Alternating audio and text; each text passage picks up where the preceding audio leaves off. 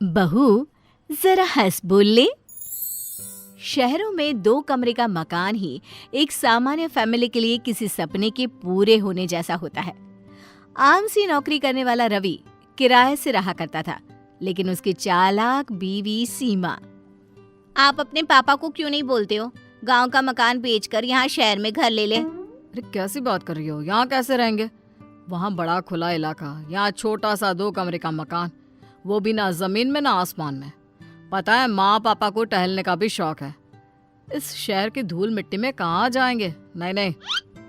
सीमा एक बार को चुप हो जाती है, लेकिन ठान लेती है कि वो रवि के पिता से किसी भी तरह पैसे लेकर रहेगी। शाम को जब रवि आता है तो बच्चे रो रहे होते हैं। अरे क्या हो गया इन दोनों को? रो क्यों रहे हैं? दोनों अंदर जाओ, मैं पापा से बात कर रही हूँ। दोनों अंदर चले जाते हैं। अब बताओ क्या हुआ? क्यों मारा है बच्चों को? अरे मैं क्यों मारूंगी? पागल नहीं हूँ मैं। वो क्या है ना, सोसाइटी में नया रूल आया है। अब झूले और दूसरे पार्क और मैदान में सिर्फ उन लोगों के बच्चे ही खेल सकते हैं जिनके अपने मकान हैं। किराए पर रहने वाले लोगों के लिए कोई सुविधा नहीं मिलेगी, समझे? उफ, ये क्या? अब क्या करे रवि? छोटी सी सैलरी में घर कैसे खरीदे? बच्चों की ओर देखता है तो सोचता है कि वो क्या दे रहा है अपने बच्चों को। लग रहा है पापा माँ से बात करनी ही होगी, लेकिन फिर वो लोग यहाँ आकर रहेंगे तो मैनेज कर लोगी? अरे मैनेज क्या करना है? क्यों नहीं, बिल्कुल। मेरे भी तो वो माता पिता लगते हैं। मैं तो उनका सम्मान तब भी करूंगी जब वो पैसे नहीं भी देंगे। अरे बंद करो ये डायलॉग। कैसे तुम्हारे व्यवहार के कारण उन लोगों ने यहाँ आना छोड़ दिया है, और उन लोगों से अब मैं ये कहूँ कि यहाँ आकर रहे तो वो बिल्कुल नहीं मानने वाले। अरे किसी को सुधरने का मौका भी तो देना चाहिए ना, नहीं तो कैसे होगा? रवि सीमा की चिकनी चुपड़ी बातों में आ जाता है और फैसला कर लेता है कि वो पापा से बात करेगा। रवि पिता से सारी बात करता है, उन लोगों को बच्चों का हवाला देता है। अरे नहीं नहीं बेटा, बहू का व्यवहार हम लोगों को वहाँ रहने नहीं देगा।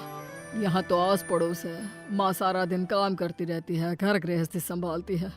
हम तो यहीं खुश है बेटा। नहीं नहीं। कैसी बात कर रहे हैं पिताजी? मुझसे गलती हो गई, मुझे माफ कर दीजिए। आप लोगों की सेवा का मौका मुझे भी मिलना चाहिए। देखिए ना, सभी के दादा दादी बच्चों के पास रहते हैं। मेरे बच्चों को भी तो दादा दादी का प्यार मिले। सर पर पल्ला रखकर सीमा की बात सुनकर वो बेचारे पिघल जाते हैं। अब क्या, घर बार सब बेचकर वो शहर आ जाते हैं। हम लोगों को कितना छोटा कमरा दिया है। अरे कोई बात नहीं, कमरा बड़ा होकर क्या करोगी? यहाँ बहू बच्चों के साथ हो, ये क्या कम है? वैसे भी पूरा घर है, जहाँ मर्जी घूमो। लेकिन जिन सपनों को आंखों में सजाए वो बेटे के घर आए थे, वो ज्यादा दिन नहीं टिकता, कुछ ही दिनों में। भूख लग गई, रात के खाने के लिए बहू ने बुलाया भी नहीं। अरे जाकर बाहर देख लो, हो सकता है बहू को किचन में कोई काम हो, मदद कर दो उसकी। सास कमरे से बाहर आती है तो सामने खाना रखा होता है और बेटा बहू का कमरा बंद। ये खाना किसका लगा है? लगता है बहू रख कर भूल गई होगी। सास बहू के कमरे का दरवाजा खटखटाती है जो अंदर से बंद होता है। हाँ माँ जी, क्या हो गया? क्यों रात के वक्त में मेरे कमरे का दरवाजा पटक रही हैं? बहू, वो रात का खाना सब साथ खाते हैं, लेकिन आज ना ही तूने हम लोगों को बाहर बुलाया ना ही खुद खाया।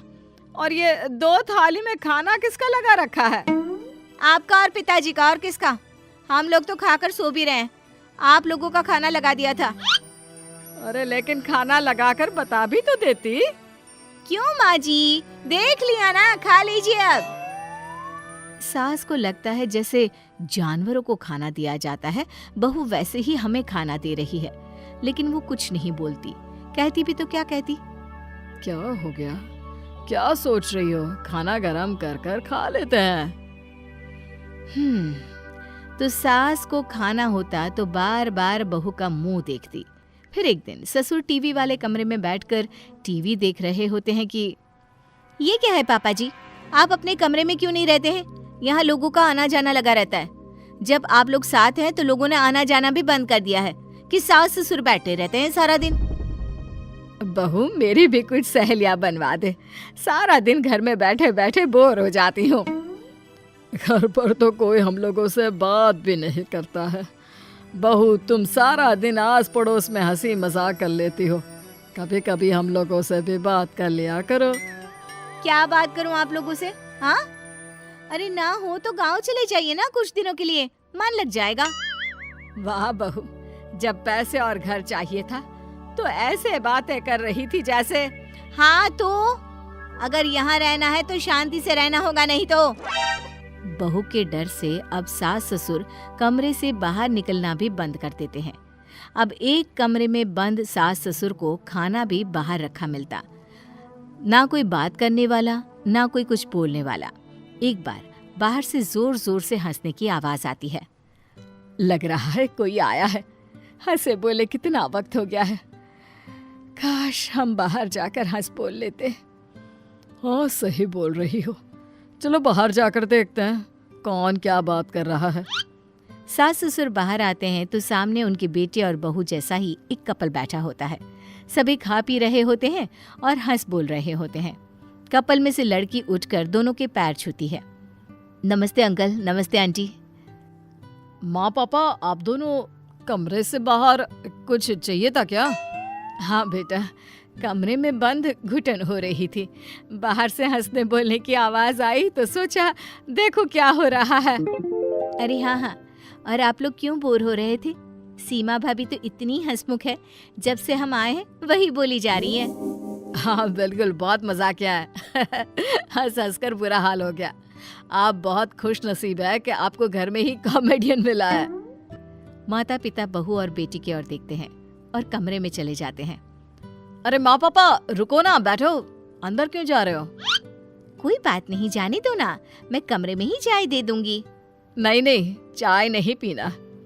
तो फिर और कुछ चाहिए क्या आंटी? बहू सास ससुर के बर्ताव से चिढ़ रही होती है, लेकिन मेहमानों के सामने बोलती भी क्या। हाँ हाँ पापा जी, मम्मी जी, क्या चाहिए? बोलिए। बहू, जरा हम लोगों के साथ भी हंस बोल लिया करो, कमरे में लाश की तरह पड़े रहते हैं। जमाने के लिए तो तू बहुत अच्छी है, फिर हम लोगों के साथ ही ऐसे क्यों? ये बोलकर सास ससुर कमरे में चले जाते हैं। भाभी, वैसे ये ठीक नहीं है, जो माता पिता को घर में लाश की तरह रखे और बाहर वालों के सामने अच्छा बने। खैर, आप लोगों के घर का मामला है, चलते हैं हम। सभी वहां से चले जाते हैं, लेकिन बेटा और बहू समझ चुके होते हैं कि अब उन्हें माता पिता के साथ कैसा व्यवहार करना है।